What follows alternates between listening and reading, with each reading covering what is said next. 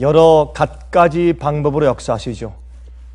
한 나라를 구속하시기 위해서, 한 교회를 구원하기 위해서, 우리 각 개인들을 구원하기 위해서 얼마나 여러 가지 방법들을 사용하시는지 모르겠습니다. 하나님의 섭리를 우리가 경험할 때마다 얼마나 감격한지 모르겠습니다. 주님의 인도하시는 것을 채 알지 못하다가 뒤로 돌아보면서 우리가 깨닫고 알게 될 때 우리 마음 가운데 얼마나 감사합니까? 또 주님의 그 은혜에 대해서 더 깊이 이해하며 경험하게 되는 것을 우리가 알게 됩니다. 하나님께서 인간을 찾아오시는 방법들이 어떤 종류들이 있을까요? 하나님께서 우리를 구원하기 위해서 우리에게 역사하시는 방법, 우리를 구원하시는 방법 가운데 가장 효과적인 것, 가장 좋은 결과를 가져오고, 주님께서 이 일을 인간이 타락한 다음부터 지금까지 6천년 동안이나 계속 해오신 가장 효과적인 구원 방법이 무엇일까요? 주님께서 무엇으로 우리를 구원하시고 우리를 찾아오실까요? 하나님께서 우리 마음 가운데 놓고 하시는 것, 그렇죠? 여러분, 가끔 우리는 하나님께서 우리 영혼 속에, 우리 마음 속에 놓고 하시는 소리를 듣는 것입니다. 특별히 우리가 경험적으로 그것을 깨달은 다음에 이제 우리의 느낌과 우리의 통찰력이 달라집니다. 이것이 주님께서 우리를 구속하시기 위해서, 우리를 인도하기 위해서 나를 찾아오셔서 문을 두드리시는 것이구나 하는 것을 우리가 경험적으로 알게 되는 것입니다. 이것을 이해하지 못하면 우리 마음 가운데 주의 음성을, 세미한 성령의 음성을 듣지 못하고 우리가 그만 지나쳐 버리는 그런 슬픈 그런 경험들이 많이 있습니다. 여러분, 시편 34장 19절 보시면 다음과 같은 말씀이 있습니다. 시편 34장 19절 보시면 다음과 같은 말씀이 있어요. 시편 34장입니다. 19절이에요. 의인은 고난이 많으나 여호와께서 그 모든 고난에서 건지시는도다. 여기 참 이상한 말씀이 있어요. 의인은 고난이 많지만 여호와께서 그 모든 고난에서 건지신다. 아니, 악인이 고난이 많아야지 왜 의인들에게 고난이 많습니까? 이것은 하나님께서 우리를 구원하시는 방법과 주님의 섭리이기 때문에 의인들을 인도하시고 이 길이 정론이 이리로 가라. 우리 귀 뒤에서 성령께서 계속 세심한 음성을 들려주시는 것은 어떤 의미에서 주님께서 우리에게 허락하시는 고난들과 고통들입니다. 그래서 의인은 고난이 많으나 주께서 징계하시고 곁길로 가지 않게 하시고 돌이키시고 깨닫게 하시고 그렇게 하시기 때문에 의인은 고난이 많다, 그렇게 성경은 말씀합니다. 또 시편 71장을 보시면 시편 71장 17절부터 21절까지 보시면 이런 말씀이 기록되는 것을 볼 수 있습니다. 시편 71장 17절부터 21절까지입니다. 하나님이여, 나를 어려서부터 교훈하셨으므로 내가 지금까지 주의 기사를 전하였나이다. 하나님이시여, 내가 늙어 백수가 될 때에도 나를 버리지 마시며 내가 주의 힘을 후대에 전하고 주의 능을 장래 모든 사람에게 전하기까지 나를 버리지 마시옵소서. 19절, 하나님이여, 주의 의가 또한 지극히 높으시니이다. 하나님이여, 주께서 대사를 행하셨사오니 누가 주와 같으리이까? 자, 20절 보세요. 하나님이시여, 나를 늙을 때까지 나를 버리지 마십시오 라고 말씀하셨는데 어떤 일에서? 20절 보세요. 우리에게 많고 심한 고난을 보이신 주께서 우리를 다시 살리시며 땅 깊은 곳에서 다시 이끌어 올리시리이다.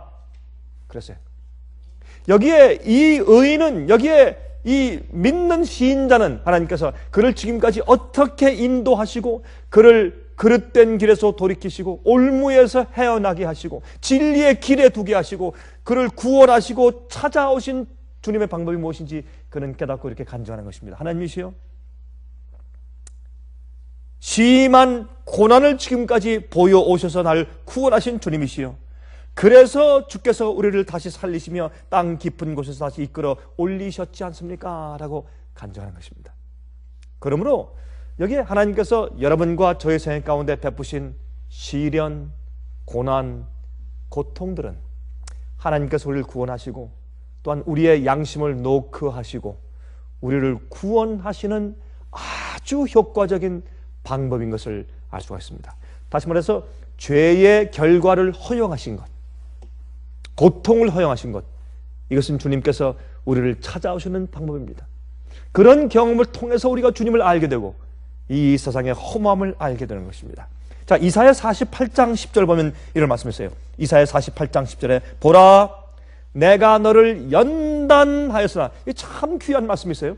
우리가 얼뜻 읽으면 이 말이 무슨 뜻인가를 좀 이해하지 못할 수도 있지만 이 뜻을 좀 보십시다. 보라 내가 너를 연단하였으나, 연단은 무엇입니까?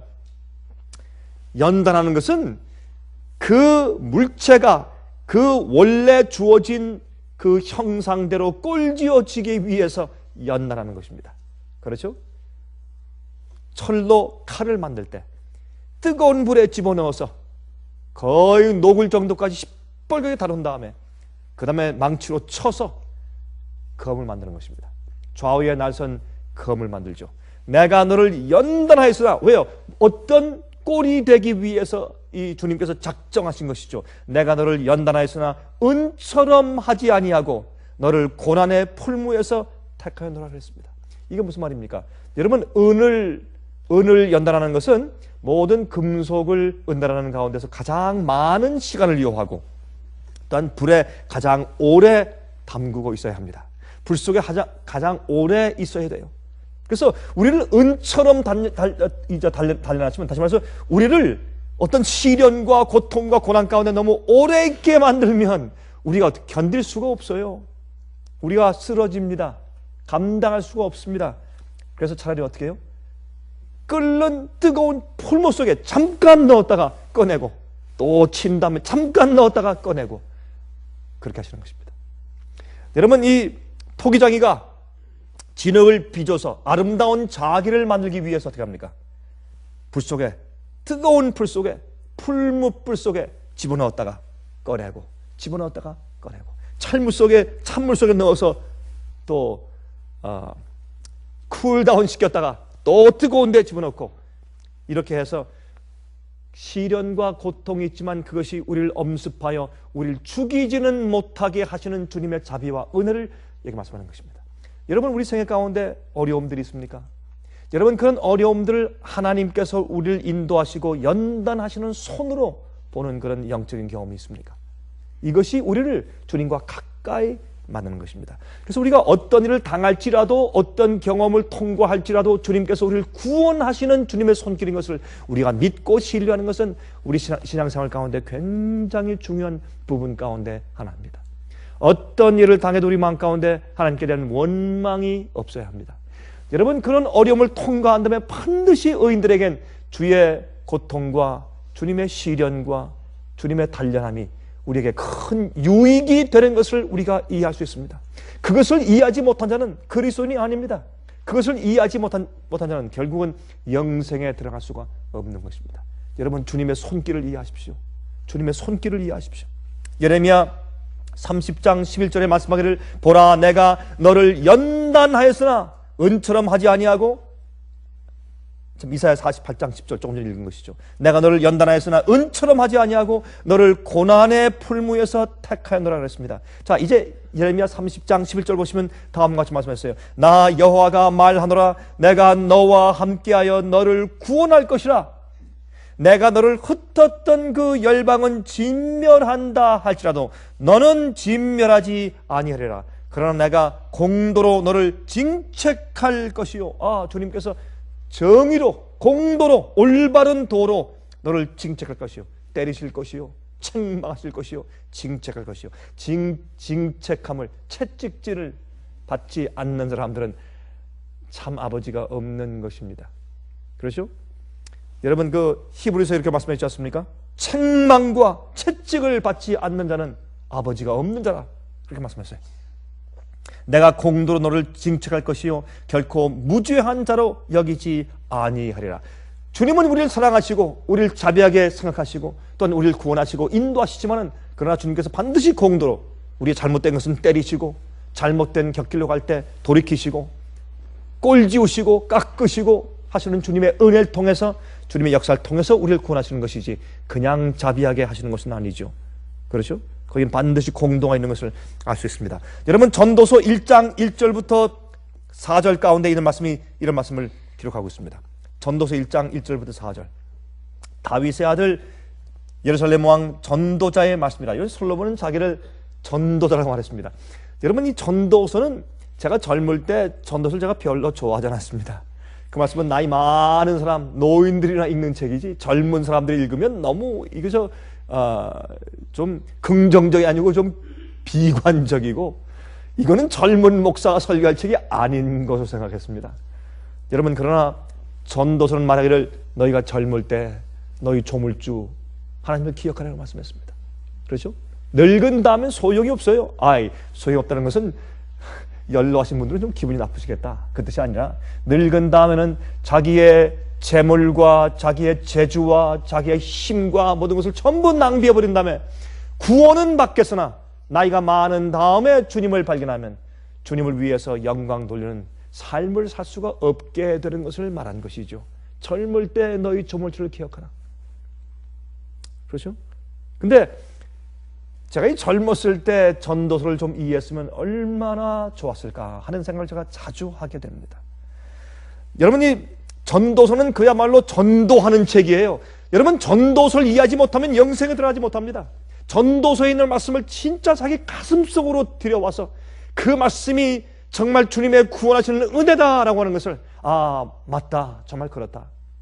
이 전도자 솔로몬 왕이 말한 것처럼 모든 것이 헛되다 그 말씀이 옳다라는 것을 우리 가슴속 깊이 정말 자기 속에 세포가 저리도록 느낌을 갖지 못하는 자는 영생에 들어갈 수 없습니다. 전도서는 그야말로 전도하는 책입니다. 여러분 이 전도서라는 뜻이 무슨 뜻입니까? 전도서라는 뜻은 회중에게 가르치는 설교자 그런 뜻이에요. 히브리 원어로 전도서라는 뜻은 회중들에게 가르치는 설교자 그런 뜻입니다. 여러분 솔로몬은 왕이었습니다. 그는 하나님께 구해서 큰 지혜를 받은 자였습니다. 여러분 이 세상에서 그와 같은 지혜 있는 왕이 없었습니다. 재판하는 지혜, 다스리는 지혜, 사람들을 이해하는 지혜, 하나님을 이해하는 지혜, 책을 쓰는 지혜, 시를 읊는 지혜, 집을 짓는 지혜, 노래를 만드는 지혜, 많은 지혜가 있었습니다. 사람들과 변론하는 지혜. 그러나 그 모든 자기의 지혜까지도 결국은 헛되다고 말한 왕 솔로몬. 그는 지혜자입니다. 지혜자. 여기 보세요. 다윗의 아들 예루살렘 왕 전도자의 말씀이라. 전도자가 가로되 헛되고 헛되며 헛되고 헛되니 모든 것이 헛되다. 사람이 해 아래서 수고하는 모든 수고가 자기에게 무엇이 유익한고 한 세대는 가고 한 세대는 오되 땅은 영원히 있도다. 많은 사람이 말합니다. 우리가 이 땅에 태어나 사는 것은 공로를 세우기 위해서 후세대에 내 이름을 알리기 위해서 이 지구와 이 삶을 인류를 더 증진시키고 발전시키기 위해서 여러분 그것은 하나님 없는 사람들의 목적입니다. 이 어떤 의미에서 이 인류의 이런 문명과 자동차 비행기는 발명이 안 됐어도 괜찮습니다. 그런 것들은 꼭 우리에게 영생에 중요한 것들이 아닙니다.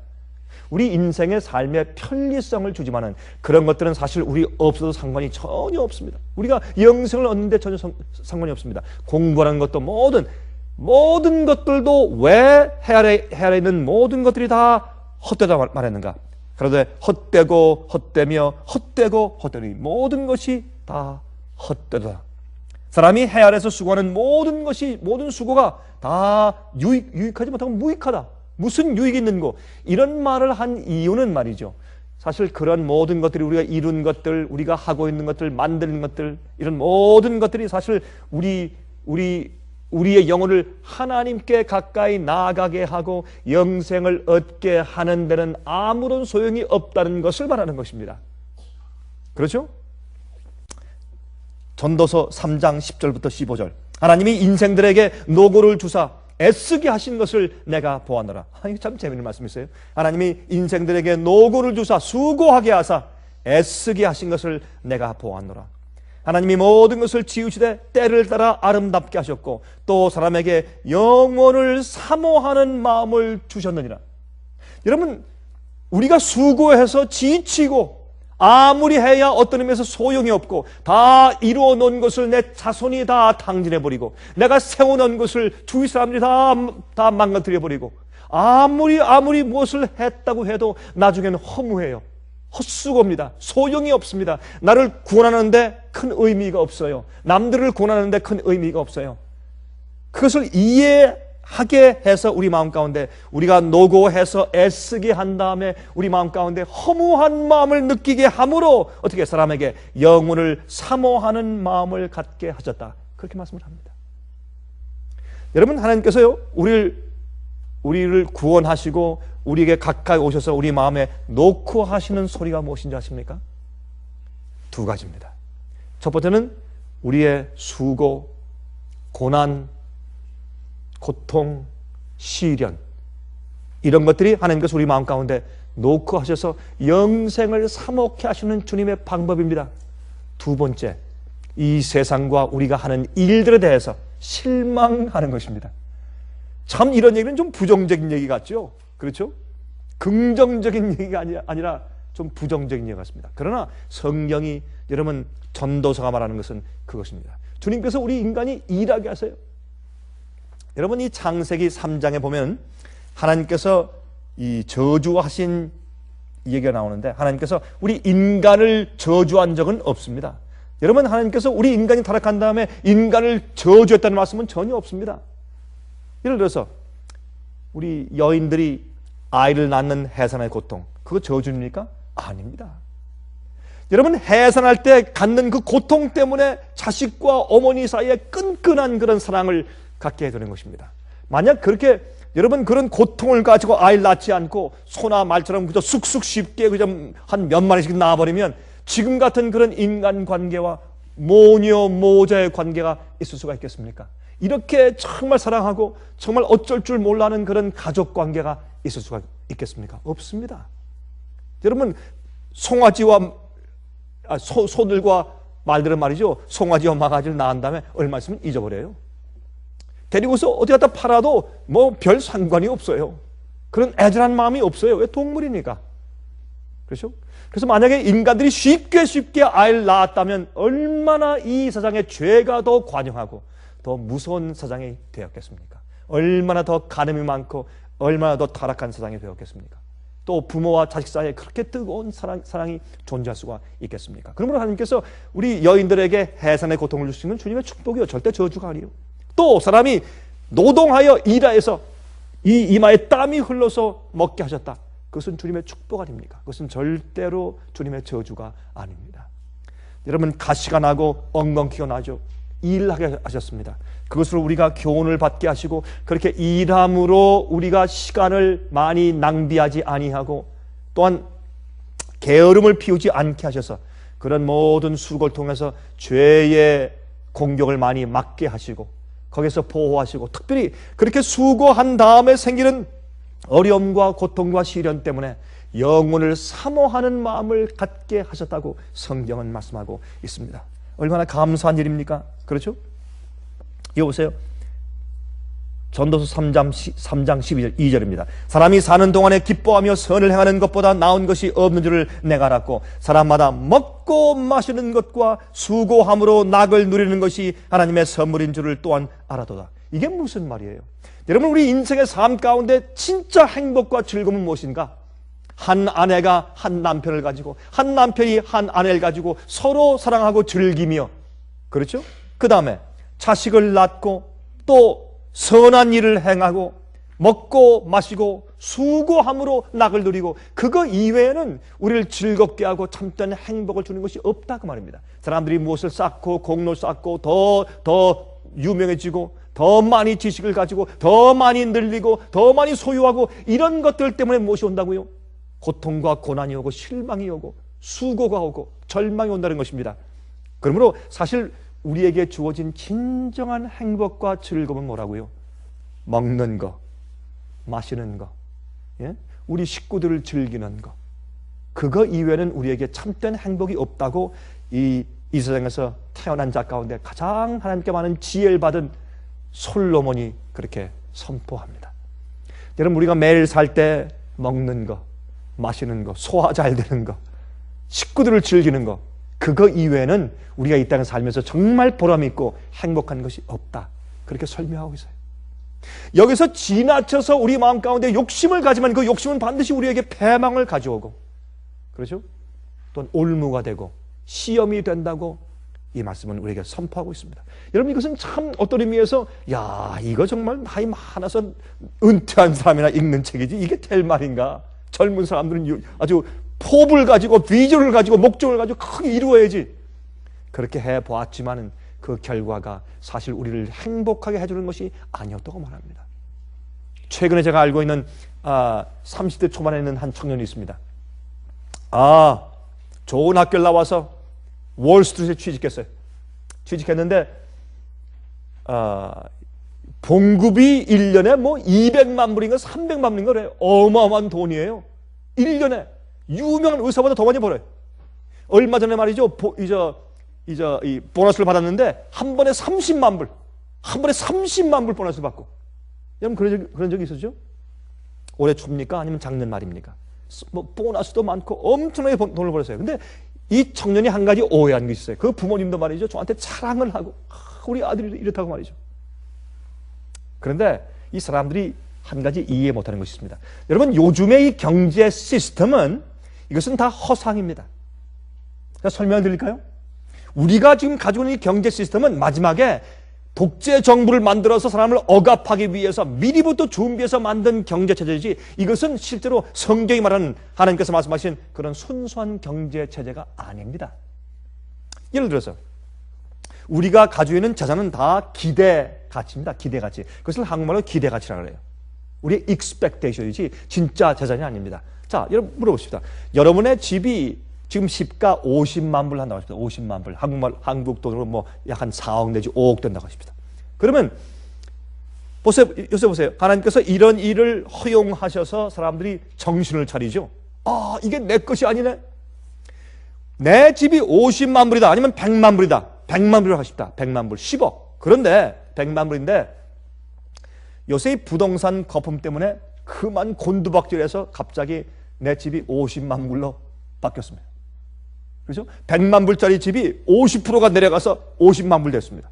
그러면 내가 100만 불을 기대하고 거기에 세컨 몰기지, 두 번째 융자해서 내가 또 빚을 또 줬어요. 왜? 내 재산이 100만 불이니까. 근데 갑자기 50만 불 됐어요. 어떻게 할 거예요? 그러면 100만 불이었다고 당신 재산 얼마야? 100만 불. 예? 또 내 주식 50만 불, 내 재산은 얼마인가? 150만 불. 여러분은 지금까지 150만 불이 여러분의 재산인 줄로 착각을 했습니다. 왜? 요즘에 만든 이 허상인 이런 경제체제 안에 살기 때문에 허상의 그 꿈을 꿨어요. 그 기대가치예요. 그렇다고 여러분들이 150만 불의 현금을 주머니에 갖고 있는 것입니까? 그렇습니까? 아니에요. 그러면 150만 불 어치의 금을 가지고 있어요? 아닙니다. 그러면 150만 불이라는 자산을 여러분들이 가지고 있다고 어떻게 장담하세요? 그것은 은행 장부에 150만 되다고 공을 0000 이라고 쳤기 때문에 그런 줄로 믿었어요. 그것이 기대가치예요. 근데 요즘에 그 날라가 버리니까, 그러면 날라가 버렸으면 여러분들이 주머니에 있는 현금을 날렸어요? 금을 날렸어요? 보석을 날렸어요? 아니에요. 그저 장부에 있는 공을 몇 개 지운 것뿐이에요. 그래서 여러분과 제가 가지고 있는 이 재산은 기대가치인데, 그저 이 장부에서 공이 하나 더 붙느냐, 공 하나가 없어지느냐, 그거 정도입니다. 별 큰 차이가 없어요. 그 사람들이 속고 있는 것입니다. 그러므로 하나님께서 우리가 가지고 있는, 우리가 모아두고, 우리가 쌓아두고, 우리가 이루고, 우리가 세운 모든 것들이 우리가 무엇인가 이 세상에서 이룬 것으로 착각을 하는 것입니다. 아닙니다. 이런 것들은 하루아침에 제가 될 수 있어요. 그러나 우리가 어떻게 해요? 우리가 어떤 일이 생겨도 우리가 놓칠 수 없는 것들은, 내가 지금 먹는 거 참 감사합니다. 주님 아침을 또 주셨네요. 감사합니다. 마시는 거, 주여 아직도 소화가 되고 이 먹는 것과 마시는 것이 내 속에 들어가서 그것이 피가 되어서 내 온몸을 회전시켜서 살게 하시고, 주님 이해케 하시고 산소를 주셔서 내 이 피가 올라가고 산소가 내 뇌세포에 올라가서 주님을 이해하고 주님을 perception, 주님을 인식하게 만들고 진리를 알게 만들고, 주여 감사합니다. 그거면 족하단 말이에요. 더 이상 필요가 없단 말입니다. 그 다음에 우리가 열심히 해서 주님께서 축복하시면 감사한 것은 없어도 괜찮은 것이고, 이것이 상당히 좀 부정적인 얘기 같지만 이것이 전도서가 우리에게 설명하는 이야기입니다. 여러분, 요즘처럼 이 말씀이 우리 가슴에 와서 깊이 닿는 때는 없었어요. 요즘처럼.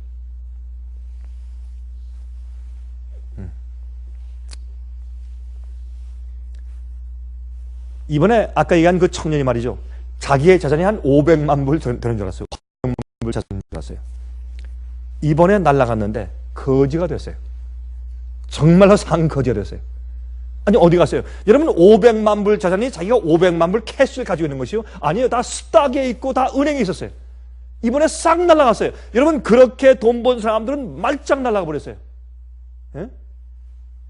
자기가 산 집도 큰 집을 샀는데 무엇을 샀어요? 빚으로. 자기가 있는 재산을 갖다가 거기서 캐시를 빼가지고 캐시 전체로 집 사는 사람, 그런 바보는 없어요. 그렇죠? 다 은행에 빚을 져서, 돈 있는 사람들도 융자해서 집을 사지 캐시로 집 사는 사람들이 없어요. 그건 한국 사람들이 하는 것이지. 요새 한국 사람들도요, 중국에 있는 사람들도요, 다 융자해서 월부로 집을 다 사요. 이번에 그 청년은 몽땅 날아갔어요. 1불도 안 남고 다 날아갔어요.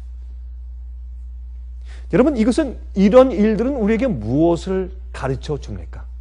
하나님께서 우리 마음 가운데 놓고 하신 방법 가운데 많은 것들이 고통이에요, 고난이에요.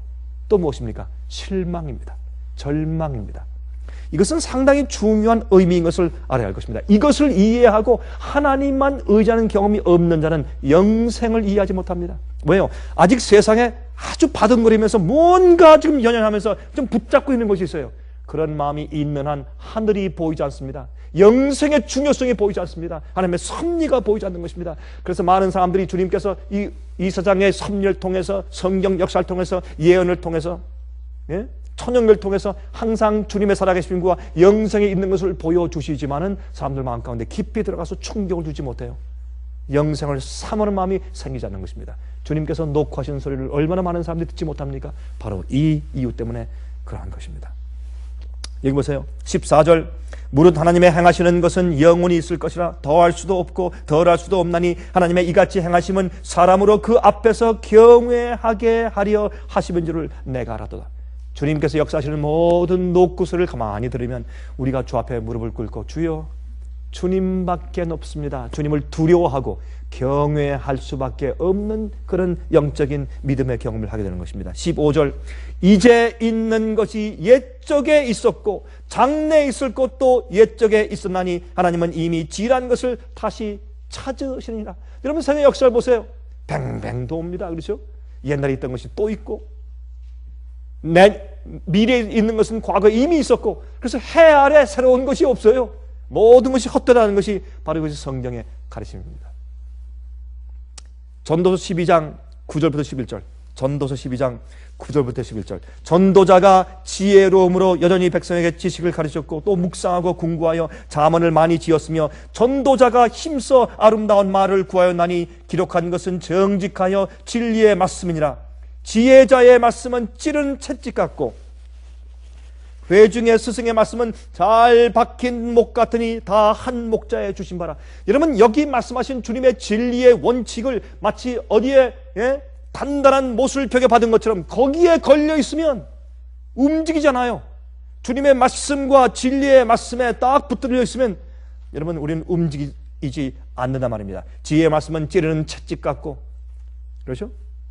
우리 항상 우리가 원칙에 붙들려 있고 주께서 말씀하신 대로만 우리가 신뢰하고 살면 그것은 항상 우리의 양심과 우리 생애를 채찍질해서 항상 다듬고 의로운 진리의 길로만 인도하는 것을 우리가 이해하는 것입니다. 우리 마음 가운데 영원을 사모하고 주님의 진리와 뜻대로 살고 싶은 그런 소원을 일으켜주지 않으면 우리는 망하는 것입니다. 이런 마음이 항상 우리 마음 가운데 샘솟지 아니하면 무언가 우리 생애 가운데 문제가 있는 것입니다. 하나님께서 우리를 전도하시는, 우리를 이끄시고 우리를 깨우시고 우리 마음 가운데 놓고 하시는 방법은 무엇이라고요? 고난과 고통과 또 무엇이라고? 두 번째, 실망입니다. 이 세상에 대한 실망입니다. 여러분, 호세아 5장 16절, 호세아 5장 15절이네요. 호세아 5장 15절부터 6장 6절까지 제가 읽겠습니다. 이런 말씀이 있어요. 호세아 5장 15절부터 호세아 6장 6절까지 내가 내 곳으로 돌아가서 저희가 그 죄를 뉘우치고 내 얼굴을 구하기까지 기다릴 것이라. 하나님께서 말씀하기를 그래? 알았다. 한번 해봐라. 주님께서 돌아가셔서 언제까지? 우리가 주님을 찾아서 와서 구하기까지 주님께서 기다리신다 그랬어요. 저희가 고난을 받을 때 나를 간절히 구하여 이르기를, 고통이 있을 때, 절망과 실망을 당할 때, 어디에 인간의 공로와 세상과 세상에는 것들에 대해서 실망과 좌절의 경험이 있을 때, 그때 우리는 드디어 영혼을 사모하고 하나님께 돌아가는 것입니다. 여러분 다 아는 얘기죠. 그래도 이것은 매일매일 우리에게 적용돼야 합니다. 이 말씀이 우리에게 적용되지 않으면 우리는 영생을 잃어버릴 수가 있습니다. 6장 1절 보세요. 오라 우리가 여호와께로 돌아가자. 여호와께서 우리를 찢으셨으나 도로 낫게 하실 것이요 우리를 치셨으나 싸매어 주실 것입니다. 여호와께서 이틀 후에 우리를 살리시며 제3일에 우리를 일으키시리니 우리가 그 앞에서 살리라. 예수님의 십자가의 의와 희생과 또한 죽음의 경험을 우리 마음 가운데 경험하고 알아야 합니다. 그것만이 우리를 살릴 것을 이해해야 할 것입니다. 3절, 그러므로 우리가 여호와를 알자. 힘써 여호와를 알자. 그의 나오심은 새벽빛같이 일정하니 비와 같이 땅을 적시는 늦은 비와 같이 우리에게 임하리라 하리라. 하나님을 알고 난 다음에 성령이 폭포수처럼 소낙비처럼 늦은 비가 콱 내려서 우리가 이제 추수되기 위해서 완전히 준비되기 전에 무엇이 있습니까? 이른 비, 보슬비도 있고 조용히 내리는 비도 있고 줄기차게 내리는 비도 있고 이른 비로 계속해서 내려서 그 땅에 떨어진 씨로 하여금 썩게 만들고 싹이 나게 만들고 자라게 만들고 성장해서 큰 많은 잎사귀를 만들고 나중에 열매를 맺게 하는 이른 비가 줄창 있어야 합니다. 그러나 맨 마지막에요, 퍼부어지는 늦은 비 때문에 그 열매가 준비돼요. 맛이 있고 싱그럽고 상품화 될 수 있는 그런 마지막 열매가 준비되는 것입니다. 우리가 하나님에 대해서 깊이 알고 주님의 뜻을 깊이 알고 주님의 섭리에 대해서 깊이 알고 어떤 일이 생기든지 감사하고 고맙고 주님을 찬송하고 이런 깊이 있는 주님을 정말 깊이 아는, 점점 태양이 떠오를 때 처음에는 어두웠지만 점점 떠올라서 나중에 중천에 떴을 때 밝은 그림자가 없는 그런 빛을 갖는 것처럼 하나님께 대한 오해가 전혀 없고 모든 일의 주 앞에 감사하고 감격하고 주님의 인도하심과 섭리를 이해하는 그런 경험은 하루아침에 생기는 것이 아닙니다. 작은 세상에 실망할 때 주님에 대한 소망이 더 생기고 영혼에 대한 그런 소원이 점점 더 생기죠. 그렇죠? 처음엔 몰라요. 여담에 또 되겠지. 여러분 요즘은 주식이 자꾸 올라갔다 내려갔다 자꾸 너를 뜨는 것은 무엇입니까? 미래에 대한 주식에 대한 기대가 있어서 그래. 나중에 한참 했다가 홀딱 날리면 이거 안 되는 것이구나. 그때 영혼을 사모하게 돼 있어요. 우리가 성공하는 것 같고 실패하는 것 같고 올라갔다 내려왔다 요요게임을 많이 한 다음에 결국에 와서 영원을 사모하는 마음이 우리 마음을 가슴을 전체로 채울 때, 주님의 뜻을 알고 주님의 섭리만 이해하고 싶은 마음이 가득 우리 마음 가운데 채워질 때, 그때 우리에게 영생의 문이 열리는 것입니다. 모든 것이 헛된 것을 이해할 때, 주님만 신뢰하는 마음이 생길 때, 그때 우리 마음속에 영생이 열리죠. 영생이. 아직도 그리스도인들도 주님을 안 나오는 사람들도 아직도 그 자리에 있어요. 아직도 그냥 올라갔다 내려갔다 맨날 세상을 사랑하다가 또 버렸다가 사랑했다가 버렸다. 세상에 있는 것들을 또 가졌다가 또 버렸다 항상 그 표준 가운데 있어요. 왜요? 사람이 정말 즐거움과 행복이 무엇인지를 몰라요. 그렇죠? 주께서 날 구원하기 위해서 역사하시는 섭리를 듣지 못하고 이해하지 못해요. 항상 똑같은 위치에 있어요.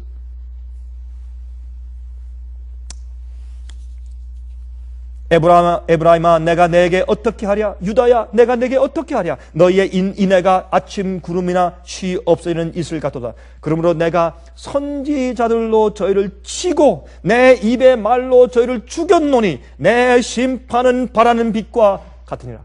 우리의 이 세상에서 세상에 대해서 실망하고 세상의 고통 때문에 이것이 아니구나 할 때 하늘이 그리워지고 영생이 그리워지고 주님의 말씀이 우리에게 중요해지고, 그렇죠? 이렇게 되기 위해서 주님께서 말씀으로 선지자들을 통해서 우리를 치시고 주의 말씀으로 우리를 죽이세요. 말씀하기로 내 심판은 바란 빛과 같으리라. 빛은 어떻게 점점 의인의 길은 돋는 햇볕 같아서 광명의 길로 나간다. 완전한 빛으로 점점 태양이 떠올라요. 여러분, 저도 젊었을 땐 몰랐어요. 나이가 점점 들어가면서 주님의 섭리를 이해하게 되었어요. 여러분, 세상의 고난은 우리를 은혜의 보좌 앞에 점점 더 가까이 나아가게 하는 주님의 섭리와 은혜와 축복인 것을 이해했어요. 여러분, 어머니가 아이를 낳을 때 아이고 이놈은 좀 아이 좀 안 나왔으면, 그러나 그 아이를 키우면서 그 아이에 대한 사랑과 너무 귀여움 때문에 그 고통 다 잊어버리고 아이를 또 낳아요. 우리는 이 세상에서 실망의 경험과 고난의 경험을 통해서 하나님을 더 이해해. 주의 사랑과 영생을 이해하고, 그렇죠? 점점 빛이 점점 올라와서 의인들은 말이죠, 하나님을 온전히 이해해, 진리를 온전히 이해하고 전혀 마음 가운데 어둠이 없어요. 그림자가 없어요. 하나님께 대한 이해가 100%예요. 그런 자들이 하늘에 갈 것입니다. 빛을, 진리의 교리적인 이해를 많이 받았느냐 받지 않느냐, 그것 때문이 아니고 자기가 받은 빛에 의해서 하나님을 어떻게 이해하고 마음을 어떻게 열었는가, 어떻게 영생을 이해했는가, 그것이 중요한 것이요. 주님께서는 말이죠, 각 사람들마다 자기들이 받은 그 빛의 분량에 따라서 심판하시죠. 몰랐던 것을 가지고 주님께서 심판하시지 않는다고 성경은 말을 했어요. 그러나 자기가 아는, 주께서 비추신 빛의 분량에 따라서 자기는 충만히 주님을 이해해야 할 것입니다. 주님께서 우리의 시선을 돌이키게 하시고 우리의 정욕과 우리의 죄와 우상과 모든 세속을 사랑하면서 우리를 구원하시고 돌이키시는 것은 뭐라고요? 고난과 고통과 또 두 번째로 실망과 절망인 것입니다. 많은 사람들은 이 일을 경험치 않기 위해서 이런 일과 전혀 상관없이 살기 위해서 발버둥 치지만은, 그러나 우리가 아는 것은 이것이 주님께서 우리 양심에 놓고 하시는 소리인 것을 우리가 깨닫고 알아야 할 것입니다. 우리가 압니다. 그러나 그것을 감사하지 않습니다. 그 일에 감격하지 않습니다. 찬송하지 않습니다. 여러분, 여호수아 6장 6절에 나는 인애를 원하고 제사를 원치 아니하며 번제보다 하나님을 아는 것을 원하노라.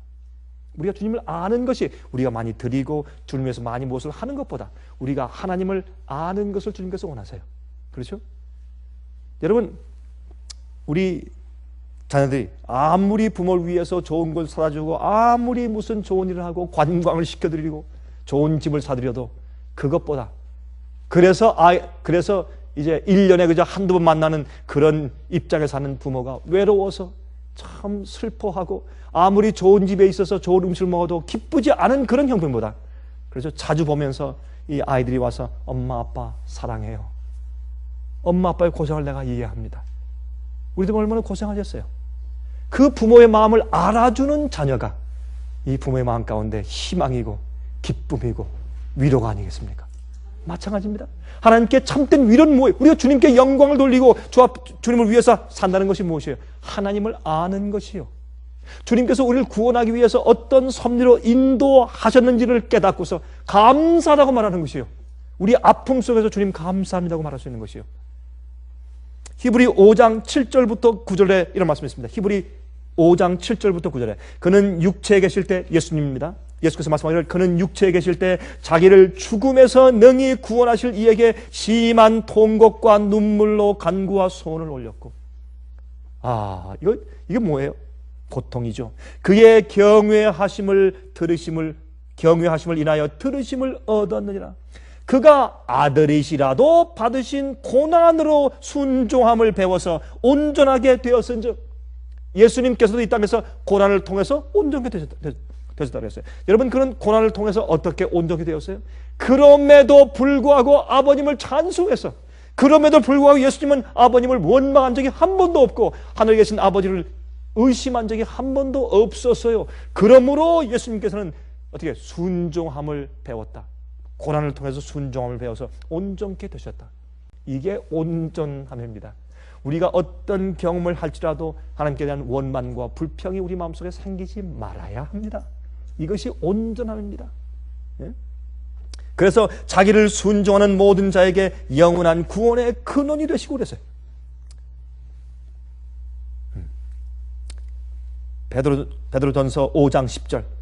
베드로전서 5장 10절. 모든 은혜의 하나님 곧 그리스도 안에서 너희를 부르사 자기의 영원한 영광에 들어가게 하시니가 잠깐 고난을 받는 너희를 친히 온전케 하시며 굳게 하시며 강하게 하시며 털을 견고케 하실 것이라. 주님께서 우리를 영원한 영광의 나라에 들어가시기 위해서 정하신 주님께서 우리를 잠시 동안 어떻게 하신다고요? 고난을 받게 하시고 그래서 강하게 하시며 털을 견고케 하실 것이라. 주님의 사랑이에요. 주님의 은혜입니다. 주님의 축복은 이 세상적인 축복이다 라고 믿게 하는 가르침은 사람을 멸망시키는 것입니다. 그렇죠? 요한일서 2장 15절부터 17절. 요한일서 2장 15절부터 17절. 이 세상이나 세상에 있는 것들을 사랑치 말라. 누구든지 세상을 사랑하면 아버지의 사랑이 그 속에 있지 아니하니. 세상이나 세상에 있는 것들을 사랑하지 말라. 그런 데 대한 사랑이 우리 마음 가운데 있으면 아버지의 사랑이 우리 마음 가운데 없다. 그렇게 말했어요. 이는 세상에 있는 모든 것이 육신의 정욕과 안목의 정욕과 이생의 자랑이니 다 아버지께로서 쫓아온 것이 아니요 세상으로 쫓아온 것이라. 이 세상도 그 정욕도 지나가되 오직 하나님의 뜻을 행하는 이는 영원히 거하느니라.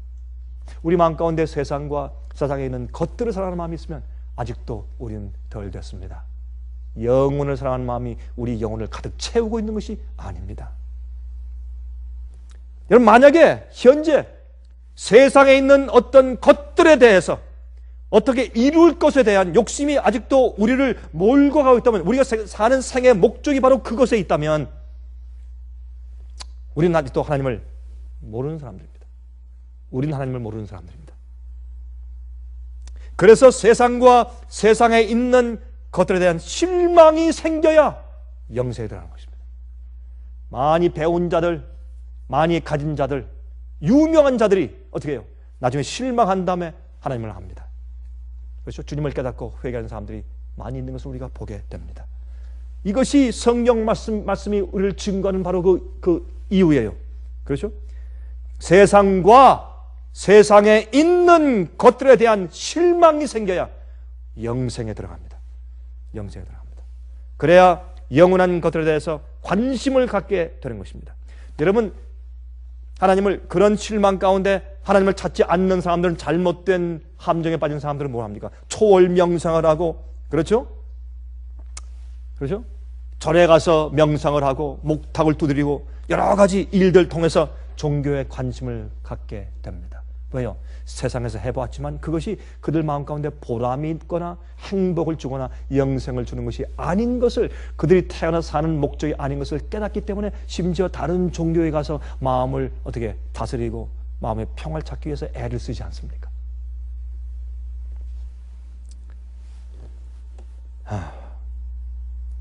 요즘에 제가 이제 때가 정말 다 된 것을 알고, 목사님, 우리 딸, 우리 아들 어떻게 합니까? 그렇게 묻는 자들이 꽤 종종 생깁니다.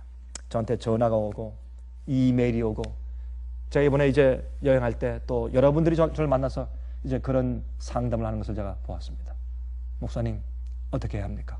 내 자식이, 내 딸이, 내 남편이, 내 아내가 나와 함께 하늘에 없다면 내가 어떻게 하면 좋겠습니까? 내가 이거 좀 견딜 수가 없고 그건 있을 수도 없는 일인데, 굉장한 고뇌 가운데 정말 진지하게 제게 이제 질문하는 분들을 제가 이번 여행만 해도 많이 만났습니다. 여러 명 만났습니다.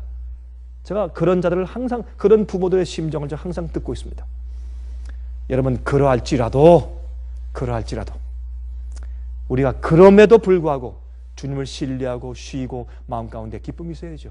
주님께 다 맡긴다면, 왜? 주님께서 나보다 더 내 가족을 구원하기 위해서 최선을 다하고 계시다라는 사실을 믿어야 하니까. 우리 그렇게 하더라도 우리 한 가지 이해할 수 있어요. 우리가 사는 생활과 우리가 살아온 생활의 목표와 우리가 사는 삶의 이 방향 때문에 우리 아이들이 무엇을 배웠습니까?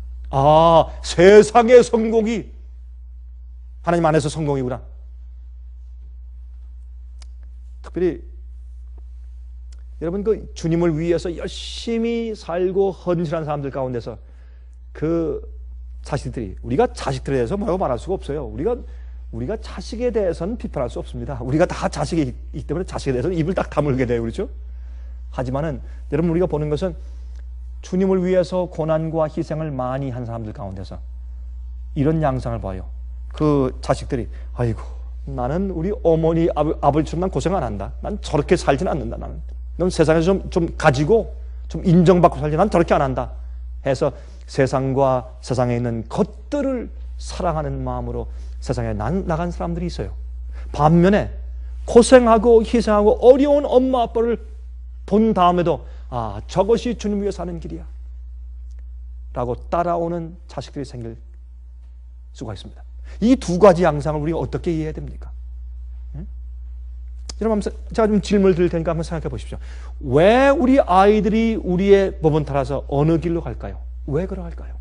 이것은 중요한 것입니다. 많은 그리스도인들도 세상에서 성공하는 것이 주님의 축복이라고 착각들을 해요. 아, 주님께서 축복하십니까? 축복하신다고 말씀되어 있어요. 주님께서 인도하신다고 말씀되어 있어요. 부도 주님께서 주신다고 말씀되어 있어요. 번영도 주님께서 주신다고 하는 말씀들이 있어요. 그러나 그보다 더 중요한 것은 뭐냐면 주님께서 우리 마음 가운데 그러한 것들이 주어졌을 때 그것이 우리 마음 가운데 더 이상 전혀 우상이 되지 않도록 준비된 자에게 주시는 것이지, 그렇지 않은 자에게 주는 것은 그것은 저주요, 축복이 아니요. 그보다 더 중요한 것은, 여러분 전도서가 말하는 것은 무엇입니까? 우리 마음 가운데 영혼을 사모하게 만드는 주님의 섭리입니다. 그것이 고통이고 고난이고 시련이고 실망과 절망입니다. 그것은 여러분들에게 좋은 것입니다. 저에게 좋은 것입니다. 성경은 그렇게 말씀하고 있습니다. 세상의 욕심을 버려야 하늘 가고 영혼을 사랑하는 마음이 가득 내 마음 가운데 차야 유명하고 싶은 것도 더 이상 소용도 없고 많이 갖는 것도 소용없고 심지어 세상에서 재밌게 즐겁게 사는 것도 마음 가운데 큰 소원이 없어요. 영생에만 관심이 있고 우리 마음을 가득 채우고 나면 하나님을 알게 돼요. 주님의 뜻을 알게 됩니다. 그 속에 구원이 있습니다. 그 속에 우리 가족의 구원이 있고, 그런 마음과 태도를 가지고 살 때 우리 자식들이 구원하는 것을 우리가 알아야 합니다. 알아야 합니다. 우리 알지만 사실은 그렇게 잘 안 해요. 죄의 결과를 경험케 하시는 것들, 죄의 고통을 경험케 하시는 것들, 이것은 주님께서 우리를 구원하시는 주님의 섭리와 주님의 은혜입니다. 그러므로 우리가 죄의 고통을 경험할 때 하나님의 진리와 계명과 주님의 계획 속에서만 우리가 행복할 수 있다 라는 것을 깨닫게 돼요. 그것이 우리 마음 가운데 깊이 자리하고 또 커지고 우리 마음을 가득 채울 때 세상과 세상에 있는 것들을 사랑하는 마음이 잘라져 나가고 우리 마음이 우리 마음속에 하늘이 보이고, 그렇죠? 영생을 위한 간절함만 우리 마음을 채우게 되는 것입니다.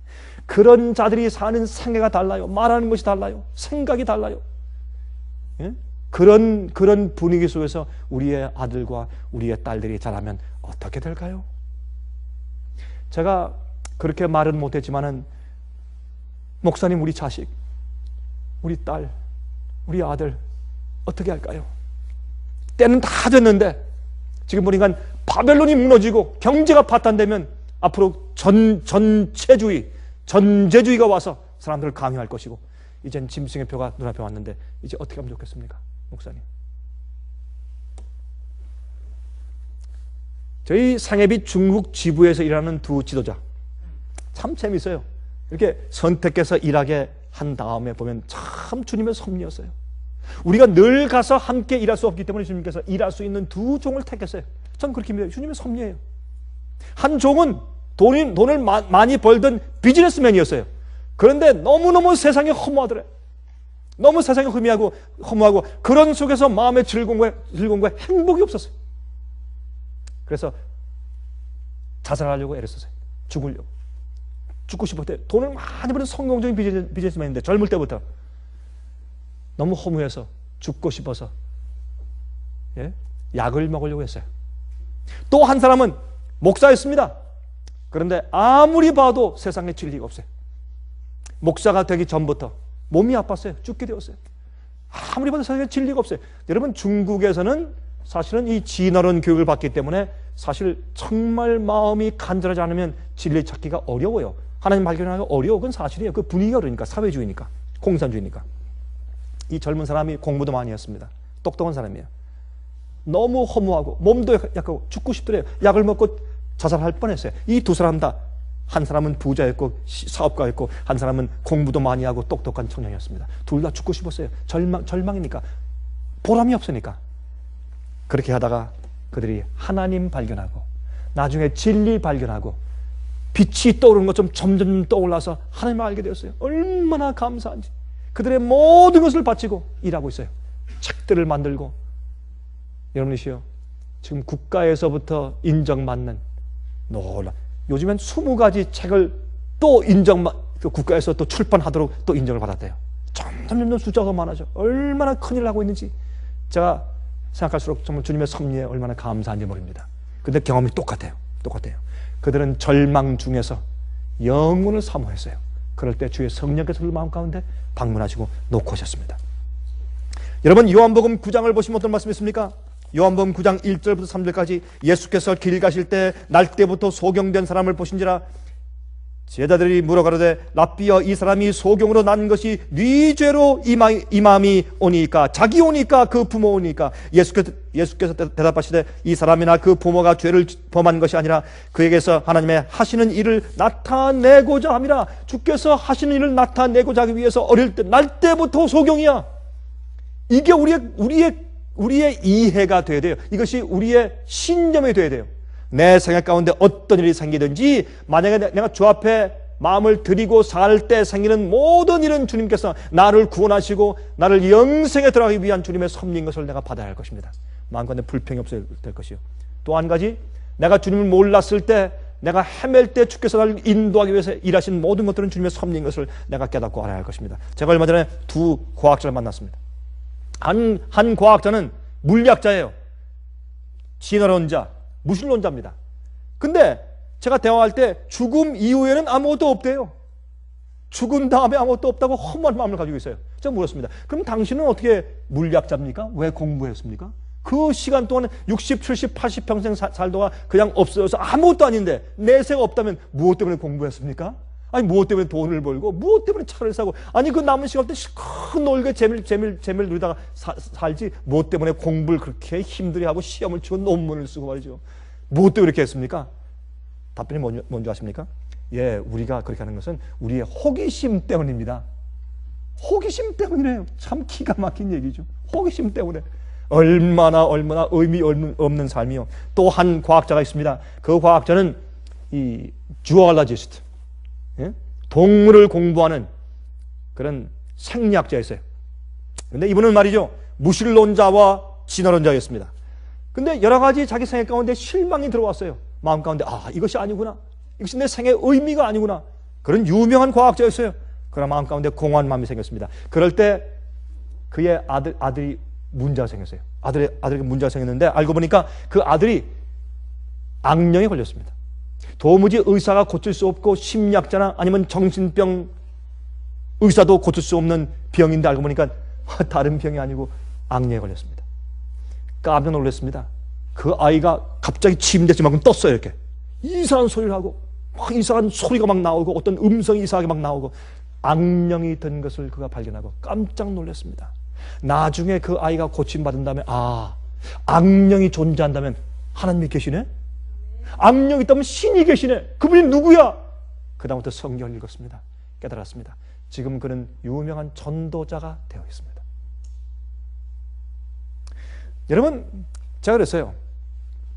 제가 우리가 사는 것은 호기심 때문입니다 라고 말한 분한테 그랬어요. 자, 하나님께서, 제 영어로 그랬어요. God may catch you up soon, I hope. 하나님께서 곧 당신을 따라 잡으실 것입니다. 하나님께서 당신에게 고통을 주시든지 당신이 감당치 못할 시련과 절망을 주시는 한이더라도 주님께서 당신 아내의 기도 때문에 당신을 may catch you up, I hope. 저렇게 얘기했어요. 당신을 위해서 기도하는 사람이 있기 때문에, 당신은 성공했기 때문에, 당신 속에 절망이 없으므로, 고통이 없으므로 당신 마음 가운데 하나님과 영혼을 알고자 하는 소원이 없는 겁니다. 그래서 그렇습니다. 이거는 제가 그 사람에 대해서 저주하는 것 같지만 절대 아니죠. 그것은 그 영혼의 그 구원을 위해 말하는 것이죠. 그렇죠? 이사야 30장 20절과 21절에 말씀하기를 주께서 너희에게 환난의 떡과 고생의 물을 주시나 내 스승은 다시 숨기지 아니하시리라. 내 눈이 내 스승을 볼 것이며 너희가 우편으로 치우치든지 좌편으로 치우치든지 내 뒤에서 말소리가 내 귀에 들려 이르기를 이것이 정론이 너희는 이리로 행하라 할 것이며 그랬어요. 이것이 정론이 너희는 이리로 행하라. 하나님께서 우리에게 무엇을 주세요? 환난의 떡과 고생의 물을 주심으로 우리를 인도하시면서 아니야, 그거 아니고 이 길로 가. 여러분 생활 가운데 실망이 있습니까? 절망이 있습니까? 낙담이 있습니까? 낙심이 있습니까? 주님께서 우리를 그거 아니야, 이 길로 가라, 이렇게 생각해, 이것이 중요한 것이야 라고 말씀하시는 주님의 조용한 음성일지 모릅니다. 우리 뒤에서 있는 조용한 음성일지 모른단 말입니다. 여러분 시편 139장 보시면 제가 참 좋아하는 말씀 가운데 하나인데 이 말씀 가운데 어떤 말씀이 있습니까? 예? 주께서 나의 앉고 일어섬을 아시며 멀리서도 나의 생각을 통촉하십니다. 나의 길과 눕는 것을 감찰하시며 나의 모든 행위를 익히 아시오니 여호와여 내 혀의 말을 알지 못하시는 것이 하나도 없나이다. 주께서 나의 전우를 들으시며 내게 안수하셨나이다. 이 지식이 내게 너무 귀하니 높아서 내가 능히 미치지 못하나이다. 내가 주의 신을 떠나 어디로 가며 주의 앞에서 어디로 피하리이까? 우리가 주님을 어떻게 피하겠어요? 여러분 우리 생활 가운데 어떤 의미 있는 섭리 있는 목적이 있는 어떤 일들이 자꾸 터질 때 무엇을 합니까? 우리가 주님을 피해서 어디로 갑니까? 주님께서 여러분과 저를 구원하기 위해서 작정하신 주님의 뜻을 보는 것입니다. 그것을 우리가 감사할 수 있는 것입니다. 그는 이렇게 말했어요. 곧 내가 새벽 날개를 치며 바다 끝에 가서 거할지라도 곧 거기서도 주의 손이 나를 인도하시며 주의 오른손이 나를 붙드시리이다. 하나님이여 나를 살피사 내 마음을 아시며 나를 시험하사 내 뜻을 아옵소서. 내게 무슨 악한 행위가 있나 보시고 나를 영원한 길로 인도하시옵소서. 이것이 우리의 기도해야 될 것입니다. 여러분 제가 이제 끝내면서 제가 오늘 이 말씀을 드리는 한 가지 또 이유가 있습니다. 여러 가지 목적이지만 한 가지 이유가 있습니다. 여러분 이제 머지않은 장래 전 모릅니다. 왜? 주님의 뜻을 모르니까.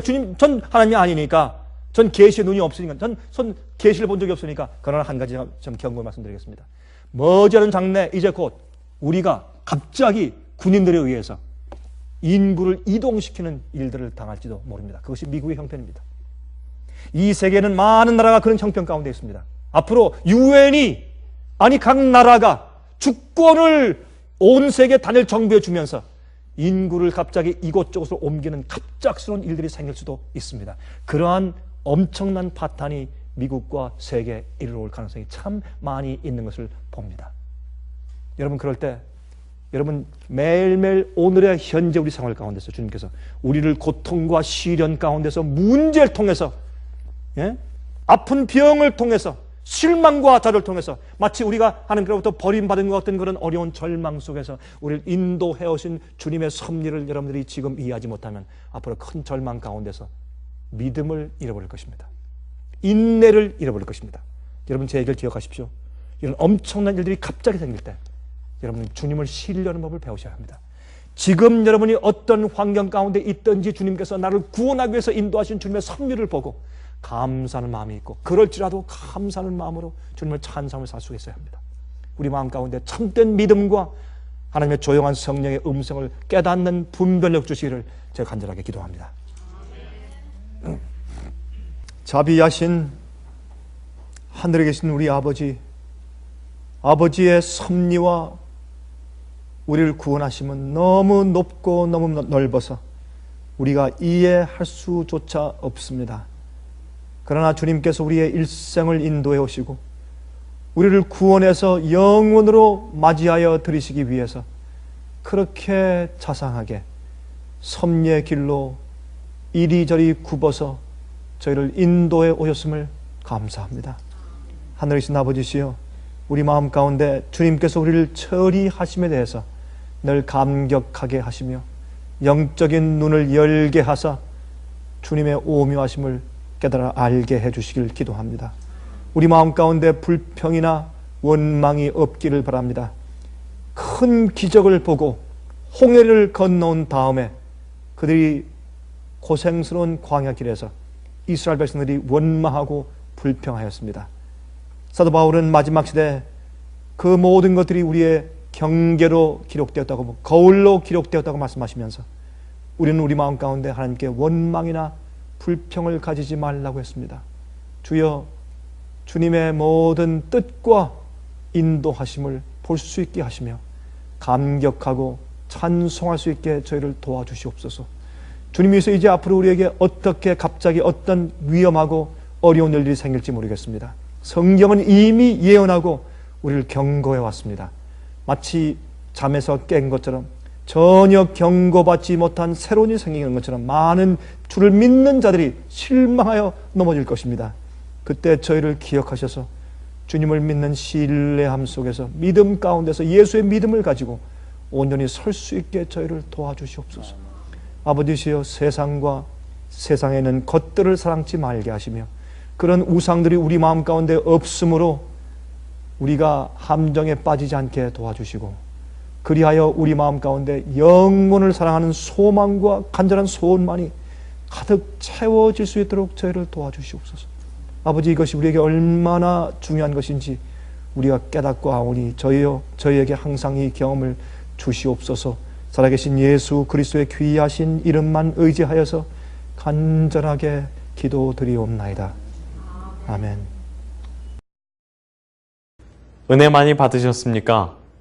지금까지 들으신 이 생애예빛 예배설교는 간절한 마음으로 진리를 찾는 분들과 정직한 양심으로 말씀을 받아들이고 언제나 진실이 무엇인지를 생각하는 그리스도인들을 위한 말씀입니다.